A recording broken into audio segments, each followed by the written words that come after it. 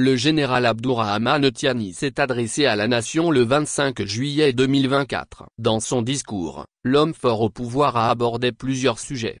L'ambition du CNSP pour le Niger se décline sur 4 axes stratégiques. Le renforcement de la sécurité et de la cohésion sociale, la promotion de la bonne gouvernance, du développement des bases de production et de l'accélération des réformes sociales. Voilà résumé l'ambition du CNSP au pouvoir. Le général a fait savoir que l'avènement du CNSP a engendré un élan patriotique sans précédent, expression des aspirations profondes de nos populations à la liberté, à la dignité et à la souveraineté nationale. Ainsi, c'est conscient de l'immense espoir suscité par les événements du 26 juillet 2023 et pour être en symbiose avec les aspirations populaires que le CNSP s'est engagé, sous ma direction, d'une part, à la refondation à l'intérieur du pays et d'autre part à la construction de l'Alliance des États du Sahel dans notre voisinage immédiat, a ajouté le président du CNSP.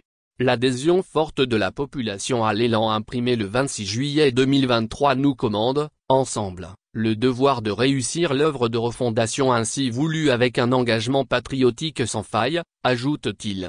C'est dans cette optique que j'ai engagé le gouvernement à mettre en œuvre les mesures et actions nécessaires pour l'aboutissement de la vision portée par le CNSP dans le cadre d'un programme destiné à renforcer notre résilience et assurer le développement des bases de production en tirant les leçons de l'impact des sanctions illégales, iniques, inhumaines d'une CEDEAO aux ordres, a annoncé le chef de l'État avant de préciser que des lettres de mission ont à ce titre été remises aux membres du gouvernement qui en feront les bilans sectoriels. Création de la Confédération des États du Sahel. Sur la création de le général Abdourahmane Tiani a souligné avoir réussi, de concert avec le Burkina Faso et la République du Mali, à porter solennellement sur les fonds baptismaux la Confédération des États du Sahel consacrée par le premier sommet des chefs d'État de l'Alliance des États du Sahel tenu le 6 juillet 2024 à Niamey. Le passage, au pas de charge, de l'Alliance des États du Sahel à la Confédération des États du Sahel franchit en l'intervalle de 10 mois à peine, et ce malgré les embûches posées par ceux que notre indépendance dérange, illustre en lui-même notre farouche volonté de bâtir sur le socle sahélien un espace souverain de sécurité et de prospérité, déclare le président du Conseil national pour la sauvegarde de la patrie. Selon le président Tiani, le traité mis en lumière par la déclaration de Niamey crée une union d'États structurée autour de 3 axes stratégiques à savoir la défense et la sécurité, le développement et la diplomatie.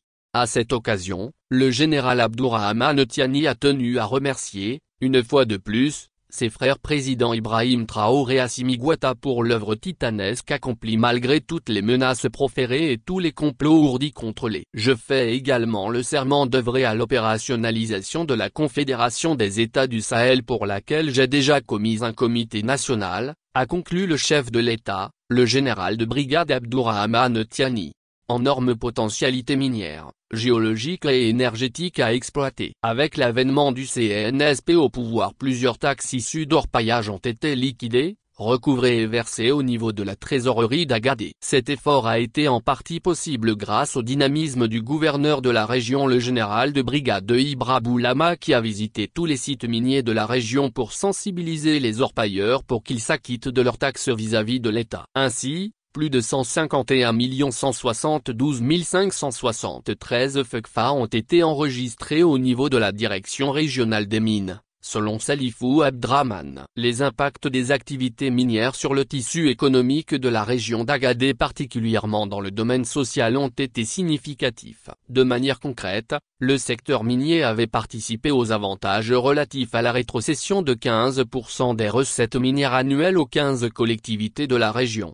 Le Niger possède des ressources en sel à Tidékelt dans le département d'Ingal sous forme de saumure provenant des nappes aquifères situées à environ 600 m de profondeur. Ces réserves estimées à 25 millions de tonnes n'ont pas fait à ce jour l'objet d'une exploitation industrielle. En rappel, le projet d'exploitation des saumures de Tidékelt a fait l'objet d'études techniques, économiques et financières réalisées par une société belge dénommée Tractebel, groupe Suez, en 1986, 1990 et 1994. En outre, une société de droit nigérien a été créée en 1989, Sonizalt, dont les principaux actionnaires étaient l'Onarem et la Cominac. Mais pour des raisons d'insécurité qui a prévalu dans la zone au début des années 90, le projet de production industrielle n'a pas vu le jour et les investissements réalisés ont été en partie saccagés et d'autres délabrés avec le temps.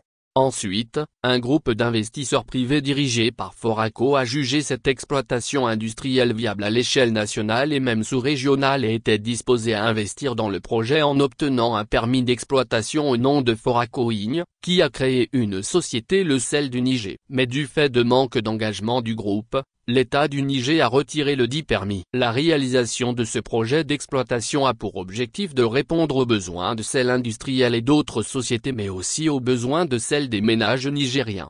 Avec l'avènement du CNSP au pouvoir, la région deviendra un des grands pôles d'attraction minière du Niger, et suscitera un intérêt sans cesse croissant des firmes internationales avec les importantes réserves d'uranium et substances connexes, de l'or, des métaux de base et substances connexes, du charbon.